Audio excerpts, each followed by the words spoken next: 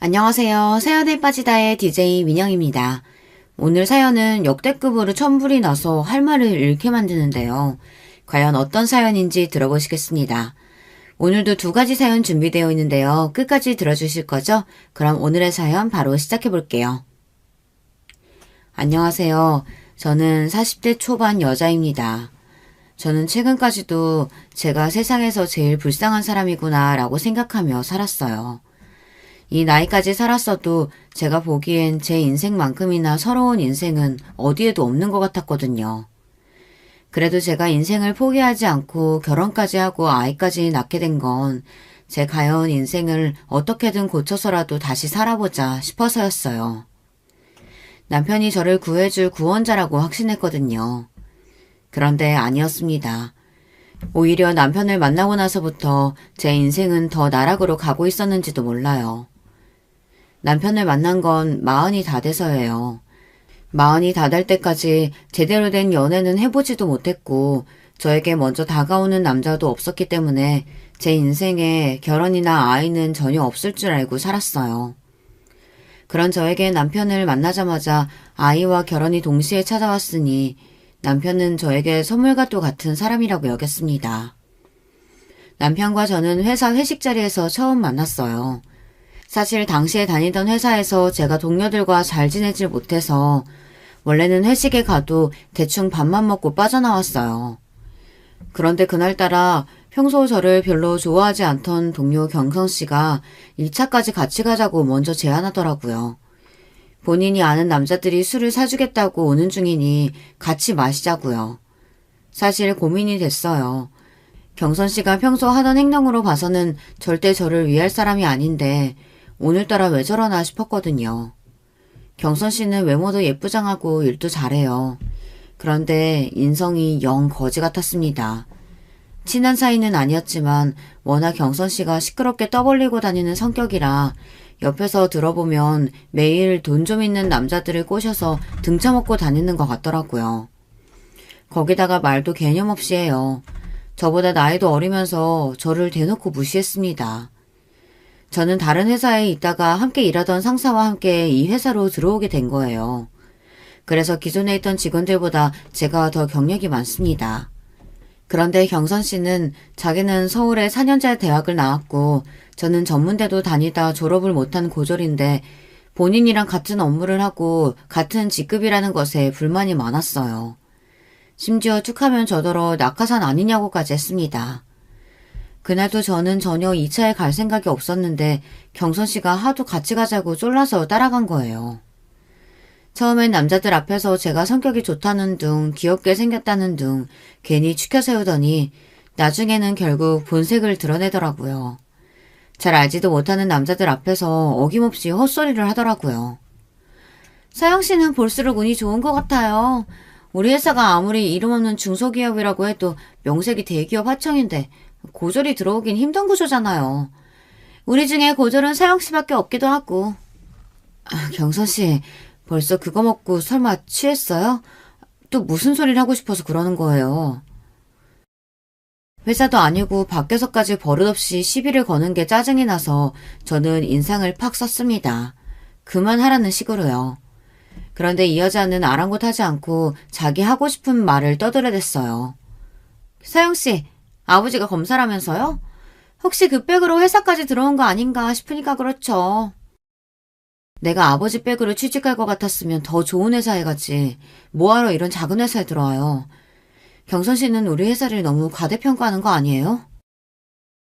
아버지와 대판 싸우고 인연을 끊고 산 지가 한참인데도 저는 회사 사람들에게 무시당하는 게 싫어서 아버지가 검사라는 이야기까지 했어요.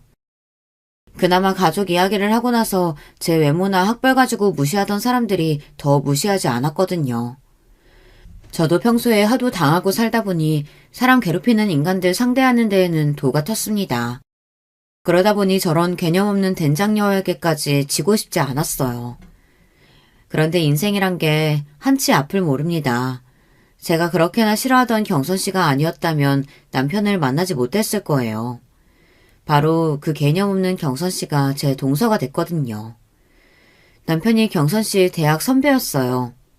원래 평소에도 자주 만나서 같이 술을 마시고는 했대요.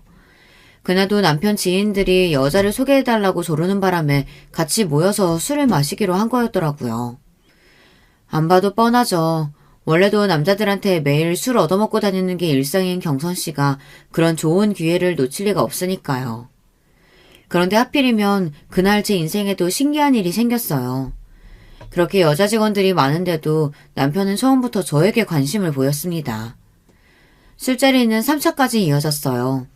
술자리를 하다가 남자들이 우르르 담배를 피우러 나가자 경선 씨는 기다렸다는 듯 본인이 마음에 드는 남자 이름을 말하면서 그 남자는 자기가 찍었으니 넘볼 생각하지 말라고 으름장을 놓더군요. 그 남자가 바로 지금의 제 남편의 남동생이자 바로 시동생이에요. 술자리를 주선한 남편이 자기 동생까지 데리고 왔거든요. 경선 씨는 술자리 내내 시동생에게 들러붙어서 여우짓을 하더라고요. 물론 남자가 마음에 들면 그럴 수 있습니다. 그런데 경선 씨가 시동생에게 꽂힌 이유가 어이가 없었어요. 저 선배 학교 다니는 내내 공부도 못하고 거지같이 다니길래 전혀 몰랐었는데 글쎄 알고 보니까 집도 좀 살고 저 동생은 대기업 다닌다지 뭐예요? 저 동생 인물은 좀 없고 멍청해 보이긴 해도 대기업이면 좀 만나보는 것도 나쁘지 않겠죠? 오케이, 어장에 추가. 경선 씨가 진짜 개념 없는 거야 알고는 있었지만 남자들이 자리를 비우자 남자들 외모 평가는 물론이고 직장까지 운운하며 평가를 해대더군요. 마치 본인이 뭐라도 되는 것처럼요. 경선 씨가 원래 여기저기 술집이며 나이트를 다니며 아무 남자들이나 만나고 다니고 그중에 조건 좋은 남자들만 골라 어장관리하고 다니는 거야 진작부터 알고 있었지만 회사 동료들까지 끌고 다니면서 이러고 다닐 줄은 몰랐습니다. 바로 조금 전까지 남자들 앞에서는 하루라도 빨리 좋은 남자 만나서 빨리 결혼하고 싶다고 그러더니만 매일 어장관리만 하면 어떻게 결혼하려고. 제가 개념 없는 것들만 보면 말을 잘 참지 못해요. 아무리 사람이 없는 자리라고 해도 나이도 먹을 만큼 먹은 성인이 할 말 못할 말 구분도 못하고 떠들어대는 꼴이 저는 보고 싶지 않았습니다. 그래서 저도 모르게 또 싫은 소리를 하고 말았어요. 그러자 표정이 싹 굳더군요. 서영씨야, 뭐 이 남자고 저 남자고 고를 수 있는 상황이 안 돼봐서 모르나 본데요. 나는 가만히 있어도 남자들이 워낙 따라다녀서요. 고를 수 있는 선택지가 많은데 굳이 왜 한 사람만 만나요? 이것저것 따지고 골라야 결혼해서도 잘 살 수 있죠. 잘났다고 대놓고 저울질을 하는 꼴이 기가 차서 저는 웃음도 나오질 않았습니다. 저는 천박하고 이기적인 사람하고는 상종하고 싶지 않아 무시하고 말았어요. 당시에는 저도 처음 만난 남편에게 빠져서 다른 데는 신경 쓰고 싶지 않았거든요. 그날 남편과 저는 금방 친해졌어요. 남편도 처음부터 저에게 호감이 있어서인지 굳이 먼저 저를 집까지 데려다 주겠다고 했습니다. 그 이후에도 남편에게 연락 와서 몇 번 따로 만나 데이트를 했어요. 그런데 생각지도 못하게 남편과 만난 지 얼마 되지 않아 아이가 생겨서 결혼까지 하게 됐습니다. 처음 아이가 생긴 사실을 알았을 때 저도 남편도 많이 당황했어요. 만난 지 3개월도 되지 않았을 때니 당연한 일이었죠. 남편은 이왕 이렇게 된 거 부모님께 인사를 드리자고 했어요. 시부모님께 먼저 인사를 드렸는데 그래도 흔쾌히 결혼 허락을 받았습니다. 둘 다 40 다 된 나이에 생긴 아이다 보니 이 나이에 자연 임신이 됐다는 게 축복이라고 오히려 좋아해 주셨어요. 금방 제 배도 나올 텐데 하루라도 빨리 부모님께 인사드리고 상견례도 해서 결혼 날짜부터 잡자고 하셨죠. 저는 당시에 친정 부모님은 물론 형제들과도 연을 끊고 만나고 있지 않을 때라 남편과 시부모님께도 확답을 못했어요. 그러다가 고민 끝에 제가 먼저 친정엄마에게 연락을 했습니다. 다행히 친정엄마와 형제들은 제 임신 소식을 축하해줬어요. 덕분에 몇 년 만에 만난 어머니와 형제들을 만나 이야기도 나누고 결혼 이야기도 했습니다. 하지만 친정아버지는 끝까지 저를 만나주지 않았어요. 결국은 제 결혼식에도 오지 않으셨습니다. 어머니 말씀이 제가 집을 나간 뒤로 몇 년 동안 연락도 하지 않고 산 것에 대해 아버지께서 괘씸하게 생각하신답니다. 더군다나 결혼 전에 임신부터 했다는 사실을 창피하게 여기신대요. 아버지는 상견례도 결혼식에도 오지 않았어요. 그런 저의 상황을 남편도 시부모님도 이해하지 못했습니다. 저야 아버지를 누구보다 잘 알다 보니 사실 기대도 하지 않았어요. 하지만 서운한 건 할 수 없었어요. 아무리 자식이 잘못했더라도 자식이 임신하고 결혼한다는데 정말 전화 한 통을 안 하시더라고요. 제가 외모도 별로고 잘하는 것도 없었지만 무엇보다 가장 큰 단점은 자신감이 없다는 겁니다. 어릴 때부터 지금까지 저는 한 번도 제가 뭔가를 나서서 해본 적이 없었어요. 항상 남들 뒤에 숨어서 하는 척만 하며 살았죠. 그러다 보니 친구들도 직장 동료들도 저에게 하는 말이 다 똑같았어요. 왜 그렇게 스스로 깎아내리고 자신감이 없냐고요. 그런데 저는 그럴 수밖에 없는 인생을 살았습니다. 저와 가장 가까웠던 가족들에게조차 단 한 번도 평범한 사람으로 대우를 받은 적이 없었거든요. 저는 3남매 중 둘째예요. 위로 언니와 아래 남동생이 있습니다. 언니와 동생은 어릴 때부터 모든 면에서 뛰어나서 부모님의 자랑거리였어요. 언니는 머리도 좋고 공부도 잘하는데 얼굴까지 예뻐서 어디를 가나 주목을 받았습니다. 동생도 마찬가지예요. 동생은 저와 2살 차이인데 어릴 때부터 한글이나 구구단 같은 것들도 저보다 훨씬 더 빨리 뗄 정도로 똑똑했어요. 동생의 능력을 일찍이 알아본 부모님은 바로 영재원에 데리고 다니며 과학고에 진학시켰죠. 성인이 돼서도 형제들은 잘 나갔어요. 언니는 단번에 대형 로펌 변호사가 됐고 동생은 대기업 연구원으로 근무합니다. 반면에 저만 돌연변이었어요. 저는 키도 작고 몸도 뚱뚱해요. 거기다 잘하는 것도 거의 없어서 집안의 천덕꾸러기였죠. 대학도 이름도 없는 전문대를 다니다가 그마저도 적응을 못해서 그만뒀습니다. 어릴 때부터 아버지는 저만 보면 도대체 누굴 닮아 저러냐는 소리를 입에 달고 사셨어요. 제가 보기엔 겉모습은 아버지를 닮고 머리는 어머니를 닮은 건데 두 분 다 인정하지 않으셨죠. 제가 제 입으로 이런 말 하고 싶지는 않지만 제가 어릴 때부터 덩치도 크고 뚱뚱해서 초, 중, 고 내내 남자애들에게 놀림을 당했어요. 여자애들에게는 은근히 괴롭힘을 당하는 일도 많았고요. 학교에서뿐만이 아니라 가정에서도 매일 찬밥 신세다 보니 자연스레 자신감도 떨어지고 자격지심이 심했어요. 그런 점에서 저도 많이 힘들어서 성인이 되고 나서는 고쳐보려고 부단히도 노력했습니다. 대학에 들어가서는 피나는 노력으로 살도 많이 빼고 외모에도 많이 신경을 쓰고는 했어요. 그런데 제 노력은 누구에게도 인정받지 못했습니다. 제가 아무리 노력해서 살을 빼고 열심히 살아도 부모님 눈에는 그냥 머리 나쁘고 못생긴 딸이었어요. 하루는 저도 대학생이 됐으니 친구들도 사귀고 싶고 연애도 하고 싶어서 다른 학교 학생들과 미팅을 잡아서 나가려고 준비를 하고 있었습니다. 그런데 그 모습을 본 아버지께서 다짜고짜 미팅은 무슨 미팅이냐고 소리를 지르셨습니다. 너 괜히 미팅이니 뭐니 한다고 나가서 망신당하지 말고 집에서 공부나 해. 네가 앞으로 남자도 만나고 시집도 가려면 능력이라도 있어야 누가 데려가지. 지금 그 꼴로는 시집이 아니라 남자 근처에도 못 간다. 그 옷은 아무리 봐도 너랑 안 어울려. 네 언니면 몰라도. 그렇게 미팅에 나가고 싶거든. 앞으로 10kg는 더 빼고 나가라. 나 지난 1년 동안 눈물 콧물 다 빼면서 10kg 뺀 거야. 그 오심도치도 자기 자식은 예쁘다고 한다는데 엄마 아빠는 나한테만 너무한 거 아니야? 잘난 형제들 사이에서 비교적 제가 많이 부족하다는 거야 저도 잘 알지만 부모님께서 언니나 동생을 대하는 거랑 저를 대하는 게 너무 차이가 나다 보니 저는 언젠가부터 부모님과 대화하는 게 힘들었어요. 안 그래도 학교 생활도 항상 힘들었는데 집에서마저 기댈 곳이 없으니 절로 우울증이 생기더라고요. 부모님과 연을 끊고 살게 된 것도 우울증 때문이에요. 부모님의 차별과 저의 자격지심이 심해질수록 학교도 집도 너무 견디기 힘들어서 가까운 사람일수록 만나기 너무 더 힘들더라고요. 아무도 저에게 뭐라고 하지 않는데도 사람들을 만날 때마다 저를 보고 못생겼다, 뚱뚱하다, 게을러서 저렇게 뚱뚱한 거다, 저렇게 많이 먹으니까 뚱뚱한 거다, 이런 식으로 말하는 것처럼 들렸어요. 특히나 남자 동기나 선배들과 함께 있는 자리에서는 더 힘들었어요. 다들 저를 싫어하고 미워하는 것처럼 느껴졌었거든요. 당시 제가 정신적으로 많이 힘들어하고 있다는 걸 스스로 느끼면서도 우울증이나 정신의학과에 대한 인식이 좋지 않을 때다 보니 병원에 가서 치료를 받는 건 꿈도 못 꿨어요. 결국은 학교 생활을 하는 게 너무 힘들어져서 저는 부모님께 대학을 그만두겠다고 했습니다. 조금만 쉬다가 취직해서 일을 하겠다고 했어요. 제 말에 부모님은 말도 안 되는 일이라고 노발대발 하셨어요. 거지 같은 학교라도 대학 졸업장이라도 있어야지 사람 구실하고 살 수 있는 거라면서 끝까지 반대했습니다.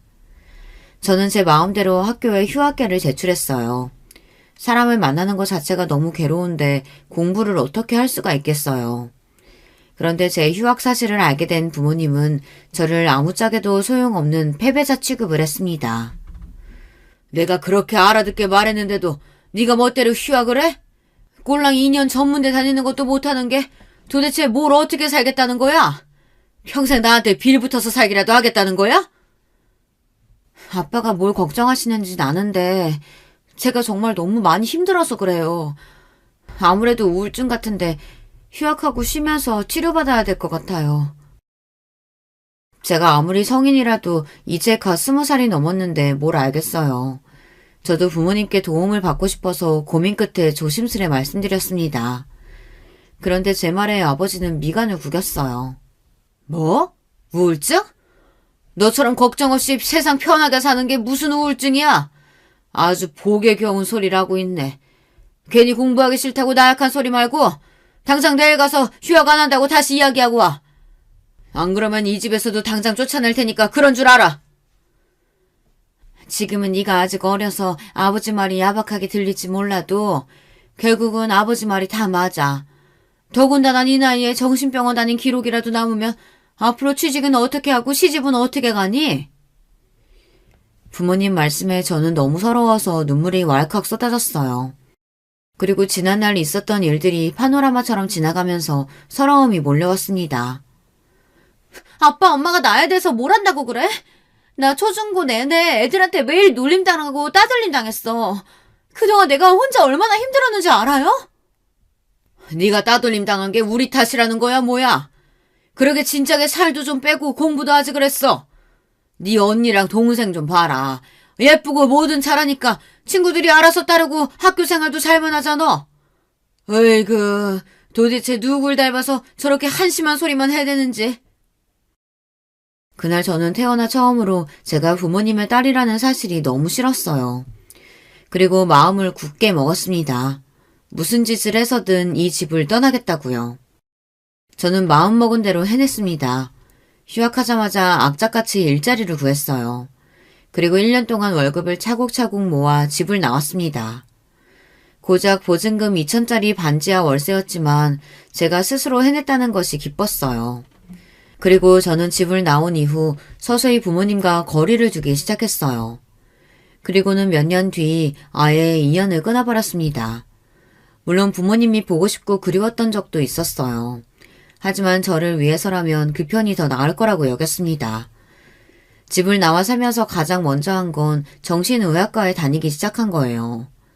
아마 부모님과 살았다면 절대 못했을 일이었죠.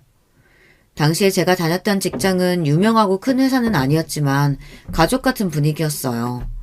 저의 진짜 가족과는 전혀 다른 분위기였죠. 제가 우울증이 있다는 사실을 알고도 저를 위해 많이 배려해줬어요. 사장님께서는 제가 살을 빼려고 다이어트를 한다는 사실을 아시고는 직원 복지로 헬스장 회원권까지 지원해 주셨습니다. 집을 나오고 학교를 그만둔 정도로도 저에게는 많은 변화가 일어났어요. 누구도 저를 무시하지 않았어요. 형제들과 차별하는 부모님도 없으니 저는 자연스레 우울증도 좋아졌습니다. 나중에는 약을 끊을 정도로 많이 좋아졌죠. 그렇게 저는 평생 변하지 않을 것만 같았던 제 우울증과 자격지심에서 벗어났어요. 그런 제가 부모님께 먼저 연락해서 결혼한다고 말하기까지 얼마나 힘들었을지는 아무도 모릅니다. 저는 최대한 그 순간만은 피할 수 있다면 피하고 싶었어요. 혹시나 부모님을 다시 만나게 되면 제가 다시 예전의 저로 돌아가기라도 할까 봐서요. 제가 어떤 마음으로 연락했는지 알 리 없는 아버지는 상견례에도 결혼식에도 오지 않았어요. 저는 마음이 좋지는 않았지만 애써 담담하게 결혼식을 올렸습니다. 아이가 생겨서 갑작스레 한 결혼이었지만 저는 누구보다 행복하게 살고 싶었어요. 사실 저는 남편에 대해 아는 게 별로 없었어요. 연애라고 해봤자 3개월 정도밖에 하지 못하고 아이가 생겨서 결혼했으니까요. 저는 다른 건 몰라도 남편이 좋은 사람이라고 생각했어요. 자상하거나 말을 살갑게 하지는 않았지만 임신한 저를 위해 퇴근하고 오면 집안일도 알아서 잘하고 맛있는 걸 만들어주기도 했거든요. 남들은 그거야 남편이면 당연한 거 아니냐고 할지는 모르겠지만 저는 마흔이 다 될 때까지 살면서 누가 저를 위해 무언가 해준 기억이 많지 않기 때문에 남편이 사소하게만 챙겨줘도 행복했습니다. 이 정도 남편이라면 앞으로 좋은 가정을 꾸릴 수 있겠다 싶었습니다. 그런데 역시나 제 팔자는 사랑받고 살기는 그른 팔자인가 봅니다. 제 결혼 생활은 시작부터 삐걱거렸거든요. 특히나 시동생과 동서가 결혼한 이후 더 그랬습니다. 처음에 제가 말한 대로 그 재수없는 경선 씨가 제 동서가 됐어요. 동서와 시동생은 그 술자리 이후 1년 정도 연애를 했다네요. 제가 만삭이라 배가 남산만하게 불렀을 때 둘은 결혼식을 올렸습니다. 동서는 결혼식을 올리고 한 가족이 된 뒤에도 여전히 재수가 없었어요. 시댁에서 저와 마주칠 때마다 한마디씩 툭툭 내뱉는데 사람 기분을 아주 더럽게 만들더군요. 한 번은 그런 적이 있었어요. 제가 배가 너무 많이 나와서 잘 앉지도 서 있지도 못할 때였습니다. 그런데 시댁 제삿날 동서는 제사가 다 끝나고 나서야 나타났어요. 이미 제사도 다 끝나고 친척들까지 모두 다 돌아갔는데 그제야 나타난 동서와 시동생은 현관문을 열고 들어와서는 일이 많아 늦었다고 너무 죄송하다고 애교를 피우며 들어오더라고요. 아이고 바쁜데 뭐하러 왔어? 제사상이라고 얼마 차리지도 않았는데. 온 김에 과일이나 좀 먹고 가라. 저희 시댁은 장남, 차남 심하게 나누는 집안이었어요. 시아버지도 장남이라 항상 제사를 도맡아 하셨기 때문에 집안의 모든 대소사는 장남이 맡아서 하는 게 당연하다고 생각하시는 분들이었죠. 더군다나 차남인 시동생은 대기업에 다니고 저희 남편은 중소기업에 다니다 보니 은근 시부모님도 시동생을 더 챙기셨어요. 아무래도 시동생은 매달 생활비에 용돈도 두둑하게 챙겨드리는데 저희는 상대적으로 용돈도 드리지 못하니 당연한 일이었죠. 더군다나 당시에 저는 회사를 그만둔 상태라 아무리 임신해서 만삭이라고 해도 동서와 달리 제사에 오는 걸 당연하게 생각하셨어요. 만삭인 형님도 오시는데 저도 당연히 와야죠. 그리고 어머님 아버님께 드릴 말씀도 있고요. 동서는 마음에도 없는 소리를 해대며 아주 알랑방귀를 껴댔습니다. 그러더니 한다는 말이 동서도 임신을 했다네요. 결혼한 지 얼마 되지도 않았는데 아유 우리 며느리 장하구나. 잘했다 잘했어. 내년이면 우리 집에 귀여운 손주가 둘이나 돌아다닐 테니 내가 밥을 안 먹어도 배가 다 부르겠다. 에이 그래도 식사는 챙겨 드셔야죠. 제가 아버님 좋아하시는 복숭아 사왔으니까 금방 씻어다 드릴게요. 조금만 기다리세요. 어쩜 얼굴도 예쁜 애가 성격도 저렇게 둥글둥글 좋을까.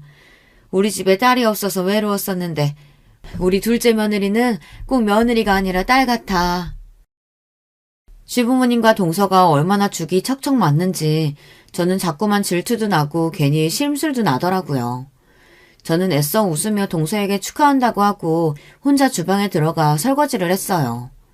그때 손에 복숭아를 잔뜩 들고 온 동서가 주방으로 따라 들어오더군요. 그러더니 제 곁으로 다가와 또 제 속을 긁어댔어요. 아, 형님 보니까 저 갑자기 우울해져요. 저도 형님처럼 배 그렇게 많이 나오면 어떡해요? 형님은 원래도 배가 많이 나와서 잘 모르시겠지만 저는 평생 배가 나와본 적이 없어서 너무 무섭거든요. 동서, 우리도 이제 가족인데 제발 그 말버릇 좀 고칠 수 없어? 명색이 내가 손일 사람인데 말 좀 조심해서 해. 마음 같아서는 머리통을 한 대 쥐어받고 싶었지만 이성적으로 꾹 참았습니다. 동서는 제게 한마디 더 하려다가 시어머니께서 주방에 들어오시니 애써 입을 꾹 다물더군요. 그날 집에 돌아오면서 저는 기분이 너무 나빠서 남편에게 하소연을 좀 했어요. 동서가 저에게 그런 식으로 말했다고요. 그러자 남편이 하는 말이 더 기분이 나빴습니다. 그러게 아무리 임신했어도 관리 좀 하지 그랬어. 안 그래도 체격이 큰 사람이 임신까지 하니까 더 커 보여. 당신 내가 정말 부탁하는데 애 낳으면 진짜 관리 좀 해. 애 낳았는데도 재수 씨보다 뚱뚱하면 당신도 민망하지 않겠어? 남편은 처음엔 안 그러더니 동서가 들어온 이후 제 외모나 몸매를 가지고 유난히 지적을 많이 했습니다. 저도 알아요. 제가 동서보다 못생기고 뚱뚱하다는 걸요. 하지만 저와 남편은 부부잖아요. 아무리 아이가 생겨서 결혼했다고 해도 가족인데 최소한의 예의를 지켜야 한다고 생각했습니다. 제가 남편에게 좀 서운한 내색을 하면 남편은 본인은 원래 무뚝뚝해서 살가운 말을 하거나 자상하게 대할 줄을 모른다네요. 제가 남편에게 바라는 건 많은 걸 바라는 게 아니었어요. 단지 이 세상에 적어도 한 명 정도는 제 편이 있었으면 그게 남편이었으면 했습니다. 그런데 제가 너무 많은 걸 바랬나 봅니다. 남편은 결혼하고 나서도 저에게 큰 관심이 없었어요. 저는 애써 남편을 이해하려고 했습니다. 저도 애교 있고 살가운 아내는 아니니 아이를 낳고 살다 보면 우리 부부도 나아지겠지 기대했어요. 그런데 남편은 아이가 태어났는데도 별로 달라지지 않았어요. 오히려 전보다 더 밖으로 놀면서 저나 아이를 방치했습니다. 제가 육아가 너무 힘들어서 주말만이라도 좀 도와달라고 했는데 남편은 항상 외면했습니다. 오히려 전보다 더 친구들을 자주 만나고 술도 많이 먹었어요. 남편은 애가 기저귀를 뗄 때까지 단 한 번도 애 기저귀를 갈아준 적이 없습니다. 어느 땐 남편이 저와 아이를 사랑하기는 하나 싶었어요. 한 번은 제가 너무 육아에 지쳐 서러워서 술에 취해 들어온 남편에게 쏘아붙였습니다. 당신 너무한 거 아니야? 나 당신 아내고 저기 자고 있는 애는 당신 아들이야. 그런데 어떻게 이 정도로 신경을 안 쓸 수가 있어? 나는 그렇다 치고 당신 우리 아들 사랑하기는 하는 거야? 저는 남편에게 물으면서 겁이 났습니다. 남편이 저나 아들을 사랑하지 않는다고 말하기라도 할까 봐서요. 아유 진짜 지겨워. 내가 너나 애나 먹고 살게 해줬으면 된 거지. 도대체 뭘 더 바라는 거야? 남편은 소리를 버럭 지르고 나서는 방문을 쾅 닫고 들어가 버렸어요. 그리고는 평소처럼 저와 아들에게 무신경한 채 지냈습니다. 그 순간 알겠더라고요. 남편이 저를 사랑해서 결혼하지 않았다는 걸요. 제가 걱정했던 대로 남편은 아이가 생겨서 할 수 없이 한 결혼이었어요. 차라리 그렇게 생각하고 나니 마음이 편하더군요. 저는 그날 이후 일절 남편에게 도와달라고 하지 않았습니다. 이제와 결혼을 물을 수도 없으니 아이를 키우는 동안은 그냥 이렇게 지내는 수밖에 없겠다 생각했죠. 그렇게 시간이 지나 아이도 어린이집에 다닐 정도로 자랐어요. 저와 남편은 여전히 대면대면하게 남보다 못한 사이로 살고 있었습니다. 그러던 어느 날이었어요. 그날도 어김없이 남편은 새벽이 되어야 집에 들어왔어요. 그런데 남편이 그날은 평소와 좀 다르더군요. 뚜렷한 증거는 없었지만 분명 남편은 이상했습니다. 회식하고 왔다는 사람한테 술 냄새는 하나도 안 나고 여자 냄새가 났어요. 왜 여자들은 알잖아요. 밖에서 일하고 들어온 남편한테 나는 꼬릿한 냄새요. 늦게 들어오는 날이면 남편에게서 항상 그 꼬릿한 땀 냄새가 났었는데 최근 들어 자꾸만 미묘한 방향제 냄새 같은 게 났어요. 회식한다고 하지 않았어? 밤새 술 마시고 온 사람이 어쩜 술 냄새가 하나도 안 나? 요즘 식당엔 옷에 뿌리라고 방향제 다 비치되어 있는 거 몰라? 몸에서 고기 냄새 하도 나는 것 같아서 그거 좀 뿌렸더니 냄새 안 나나 보지. 남편은 애써 당당하게 고깃집에서 방향제를 뿌리고 나왔다고 했지만 분명 평소와는 달라 보였어요. 대충 둘러댄다는 느낌이 강하게 들었습니다. 저는 아무래도 이상해서 남편이 샤워하러 들어가자마자 남편 코트 주머니에서 핸드폰을 꺼냈습니다. 그리고 결혼하고 처음으로 남편 핸드폰을 뒤졌어요. 그런데 이 인간이 핸드폰에 비밀번호를 걸어놨더라고요. 저는 비밀번호를 풀기 위해 이것저것 핸드폰을 눌러봤습니다. 그런데 그때였어요. 당신 지금 뭐 하는 거야? 왜 남의 핸드폰을 왜 훔쳐봐? 당신 지금까지 나 씻으러 들어가면 매일 내 핸드폰 뒤지고 있었던 거야? 제가 이렇게 허술해요. 몰래 남편 핸드폰을 뒤지려다가 걸렸습니다. 몇 번 보다가 걸린 거면 억울하지도 않습니다. 그날 처음 훔쳐보려고 한 건데 하필이면 바로 걸려서 저만 이상한 사람이 됐어요. 남편은 그날부터 저를 울부증으로 몰아갔습니다.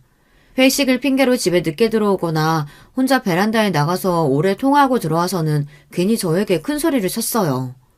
뭘 봐? 또 내 핸드폰 훔쳐보려고? 당신 이 정도면 진짜 병이다 병. 내가 숨 막혀서 당신이랑 살겠니? 제가 아무 말도 하지 않았는데 괜히 큰 소리치는 남편이 저는 더 의심스러웠습니다. 분명 여자가 있는 게 분명한데 저렇게 뻔뻔하게 구니 저도 더는 가만히 있을 수 없었어요. 결국은 저는 남편을 미행하기로 했습니다. 그날은 토요일이었어요. 남편이 회사 상사와 골프를 치러 가야 한다고 골프 가방을 챙기더군요. 저는 아이 밥을 먹이는 척하며 남편에게서 눈을 떼지 않았습니다. 그리고 남편에게 오늘은 아이 친구네 가서 저도 놀다 올 거라고 집에 없을 거라고 했어요. 그런데도 남편은 도대체 정신이 어디에 가 있는지 제 말에 대꾸도 안 하더군요. 그러더니 아이에게 인사도 안 하고 골프 가방만 가지고 나가버렸어요. 정말 남편 하는 꼴을 보면 지금이라도 당장 헤어지고 싶었습니다. 저는 그렇다 치더라도 아이는 자기 핏줄이잖아요. 그런데도 애한테조차 관심이 없는 모습에 정이 뚝 떨어졌어요. 저는 속상한 마음도 잠시 곧바로 아이를 동네 아는 엄마에게 맡기고 곧장 남편의 뒤를 밟았습니다. 이날을 위해 제가 렌트카까지 빌렸다니까요.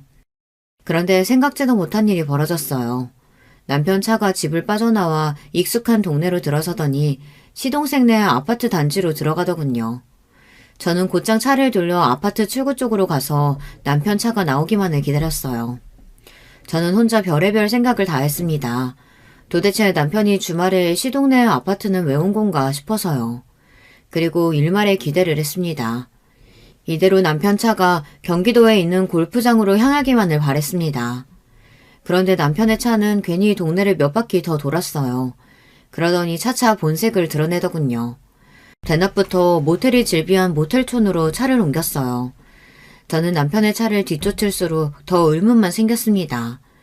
집을 나와 들린 곳이라고는 시동생네 집밖에 없는데 뜬금없이 모텔이라뇨. 그 순간 제 머리에 번뜩이는 생각이 들었습니다. 옳거니 상간녀년이 먼저 모텔에서 기다리는가 보다 싶었죠. 역시나 제 예상이 맞았습니다. 남편은 모텔에 가 근처를 빙빙 돌더니만 결국은 모텔 주차장으로 들어갔어요. 제 입에서는 절로 쌍욕이 튀어나왔습니다. 저는 애써 벌벌 떨리는 가슴을 부여잡으며 남편 차가 들어간 모텔 주차장으로 따라 들어갔습니다. 그런데 잠시 뒤 저는 충격적인 모습을 목격하고 말았어요.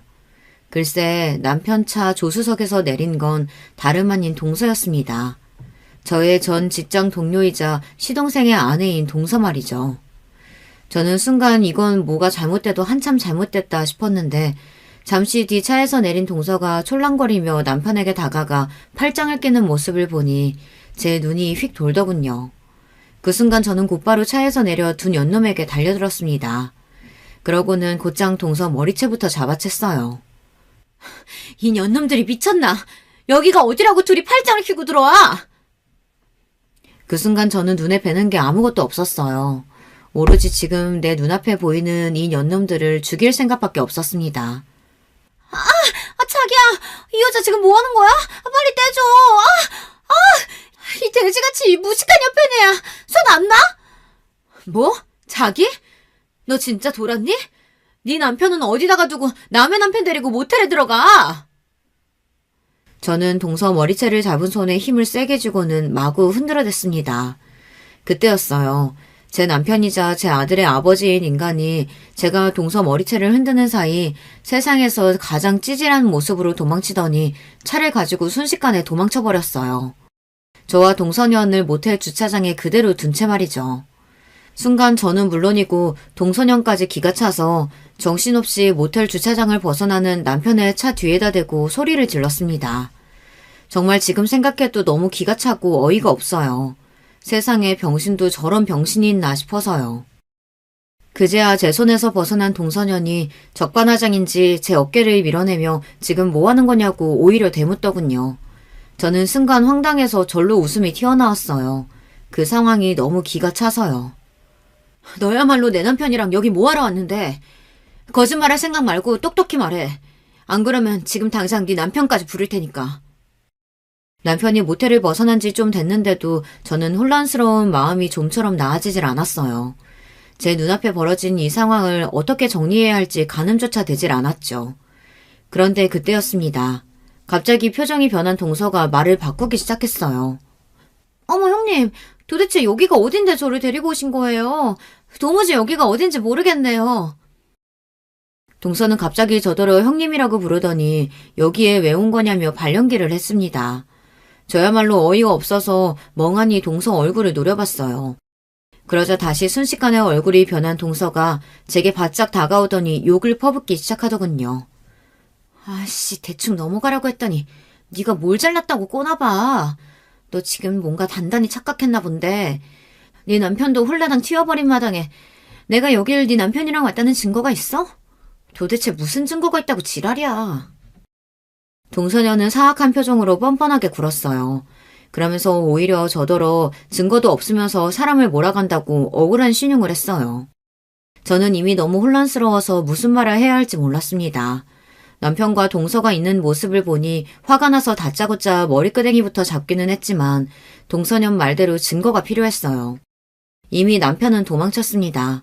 자기는 이 모텔에 온 적도 없고 왔다고 해도 동서와 온 적이 없다고 잡았다면 제가 이 두 년념들의 불륜 사실을 입증할 방법이 없어요. 더군다나 제스 씨와 아주버님이 불륜이라는 사실을 어느 누가 믿겠어요. 제가 혼란스러워하고 있다는 사실을 금방 눈치챈 동서가 슬쩍 미소를 지어 보이더니 저에게 다가왔습니다.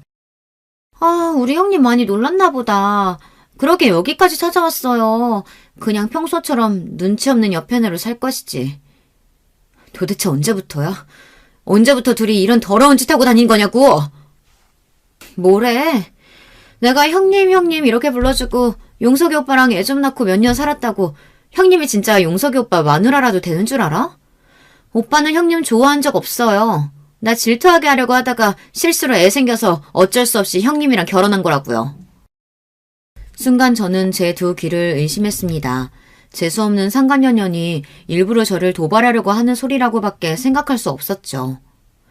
그때 술자리에서 용석이 오빠가 정말 형님이 마음에 들어서 집까지 데려다 주겠다고 따라간 줄 아는 거예요? 아, 착각도 유분수가 있지. 어떤 남자가 형님처럼 못생기고 뚱뚱한 여자를 좋아해. 용석이 오빠가 원래 전부터 나 좋다고 따라다녔었는데 내가 안 받아주니까 그날도 심술나서 아무 여자한테나 관심 있는 척 한 거예요. 더러운 년이 뭘 잘했다고 아무 말이나 짓거리고 있어. 닥쳐! 난 네 말 안 믿으니까. 직장 생활할 때부터 경선이 인연이 하는 더러운 꼴은 많이 봤습니다. 인연 입에서 나오는 소리가 사실일 리 없어요. 내가 이미 볼 꼴 못 볼 꼴 다 들킨 마당에 뭐하러 거짓말하겠어요. 그리고 용석이 오빠가 그러더라고요. 사실 형님네 친정아버지가 검사라는 소리에 솔깃해서 좀 꼬셔볼까 했던 거라고. 그러니까 형님은 나 아니었으면 용석이 오빠랑은 결혼 못했다니까요. 정말이지 손이 떨리고 머리가 다 지끈거렸습니다. 물론 남편과 제가 대단한 사랑을 해서 결혼을 한 건 아니었지만 그래도 이 정도로 최악인 줄은 몰랐어요. 남편은 처음부터 저한테 관심이 있었던 게 아니라네요. 남편이 대학 때부터 동서를 좋아서 따라다녔대요. 근데 대학교를 졸업하고 나서도 동서가 남편한테 매일 간만 보고 어장관리만 한 거죠. 그런 동서 때문에 마음이 조급했던 남편은 동서가 부르면 어디든 갔답니다. 그래서 그때도 회사 2차 회식 자리에 부르자마자 달려왔던 거고요. 그러나 여전히 본인에게는 관심이 없고 친구들에게까지 끼를 부리는 동서가 미워 잔뜩 화가 나 있었는데 그때 마침 동서와 별로 사이가 좋아 보이지 않았던 제가 눈에 띈 겁니다. 그래서 일부러 저한테 들이댄 거라네요. 더군다나 저희 친정아버지가 검사라는데 솔깃하기도 했고요. 그때 상황이야 어쨌든 이제는 둘 다 결혼했으면 잘 살았어야지. 어떻게 이런 더러운 짓거리를 할 수가 있어? 저는 더 듣고 싶지 않았습니다. 지난날의 일들도 끔찍하고 싫었지만 지금 당장 저에게는 눈에 넣어도 아프지 않을 아들이 있어요. 제 감정만 앞세우고 모든 일을 엉망으로 만들 수는 없었습니다. 더러운 짓인지 사랑인지 시간이 지나봐야 알죠. 나는 남편이랑 곧 이혼해요. 우린 결혼했을 때부터 둘이 안 맞아서 내내 싸우기만 하느라 제대로 산 날도 며칠 안 되거든요. 그 인간이랑 이혼하고 용석이 오빠랑 살 거예요. 그러니까 이왕 미리 알게 된 거 형님도 하루빨리 정리하고 그 집에서 아들 데리고 나가세요. 괜히 버티고 있다가 낙동갈 오리알 되지 마시고. 경선이 전혀 머리털을 쉽게 놓아주는 게 아니었습니다. 아까 잡았을 때 그냥 그대로 다 뽑아버려야 했어요. 그랬으면 뚫린 입이라고 저렇게 함부로 짓거리지는 못했을 테니까요. 세상에 저 같은 일을 당한 사람이 설마 또 있을까요? 동선녀는 자기 할 말만 퍼부은 채 도망갔어요. 저는 잠깐 사이 벌어진 끔찍한 상황에 어안이 벙벙해서 그 자리에서 꼼짝도 할 수가 없었습니다. 아들을 맡긴 동네 엄마에게 전화가 와서 저는 그제야 정신을 차리고 아이를 데리러 갔어요. 아들을 찾아서도 저는 집에 돌아가고 싶지 않았습니다. 남편이라는 거지 같은 인간이 그 집에 있는지 알 수는 없었지만 다시는 그 집에 들어가고 싶지 않았어요. 저는 아들을 렌터카에 태운 채로 갈 곳도 없으면서 여기저기 몇 시간을 뺑뺑 돌다가 아이가 잠든 걸 확인하고는 그제야 차를 갓길에 세웠습니다. 그러고는 혼자 핸들에 얼굴을 묻고 울었어요. 저 자신이 너무 불쌍하고 초라해서요. 그리고 차라리 남편 뒤를 미행하지 말걸, 이런 멍청한 생각까지 들었습니다. 남편과 동서의 사이를 모른 채 살았다면 오히려 이렇게 가슴이 아프지는 않았을 테니까요. 드디어 내 인생이 바닥을 쳤다 싶었던 바로 그 순간 왜인지 아버지의 얼굴이 떠올랐습니다. 제가 아는 사람 중 세상에서 제일 똑똑한 사람이 바로 아버지였으니까요.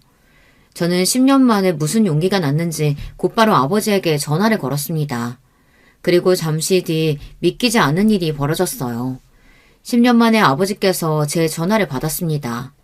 저는 아버지에게 무슨 말이라도 해야 할 것 같았지만 할 말은 아무것도 떠오르지 않고 눈물만 자꾸만 차올랐습니다.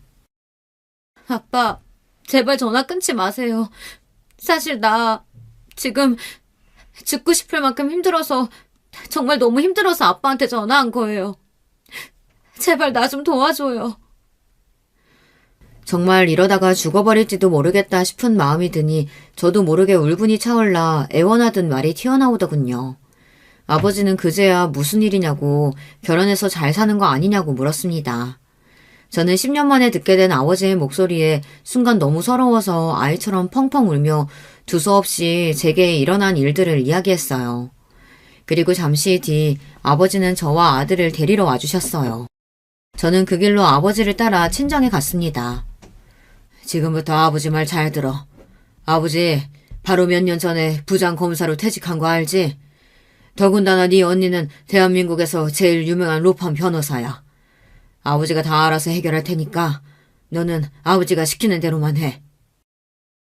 그 순간부터 저는 아버지의 말대로 하기로 했습니다. 제가 아들을 데리고 나왔는데도 남편은 며칠 동안 아예 연락이 없었어요. 인간이 맞나 싶더군요. 본인이 저에게 저지른 짓이 있는데 연락조차 하지 않는다는 게 더 끔찍하게 싫었어요. 어쩌면 남편은 제가 그대로 영영 사라져주길 바랬는지도 몰라요. 그로부터 딱 일주일이 지난 뒤 남편에게 연락이 오더군요. 딱 제가 준비한 고소장이 도착했을 거예요. 야비한 인간은 역시 달랐습니다. 아내랑 아이가 하루아침에 사라졌는데 전화도 한 통 없더니만 고소장을 받고 나서야 저에게 전화를 한 거죠. 저는 남편의 전화를 일절 받지 않았습니다. 그리고 며칠 뒤 시댁 제사에 참석했어요. 시댁은 1년에 명절 포함 4번 정도 제사가 있거든요. 그날만큼은 시아버지가 장남이시라 시아버지 형제분들이 다 시댁에 모여요. 저와 지난 한 달 동안 연락이 안 됐으니 남편과 시댁 식구들은 저를 보자마자 다들 놀란 눈을 했습니다. 남편과 동서는 저를 보자마자 할 말이 많은지 어떻게든 말할 기회를 엿보고 있었지만 저는 그런 남편과 동서의 시선을 무시했어요. 이런 상황을 알 리 없는 시어머니는 저에게 어쩜 한 달 동안이나 연락도 안 하냐고 볼멘 소리를 했어요. 역시나 예상대로 남편은 제가 집에 안 들어가고 있다는 이야기도 아직 안 했나 보더라고요. 거기다가 가소로운 동서녀는 저를 보자마자 아무 일 없었다는 듯 웃었어요. 그러고는 한다는 소리가 기가 막혔습니다. 어머님, 부부싸움 안 하는 부부가 어디 있어요. 형님이랑 아주버님도 좀 다투셨나 보죠. 저는 이해해요, 형님.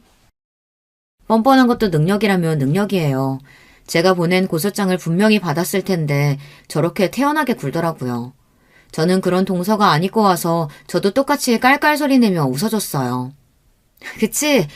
동서야말로 나를 제일 잘 이해하겠지. 아참, 그래서 동서는 서방님이랑 언제 이혼하는데?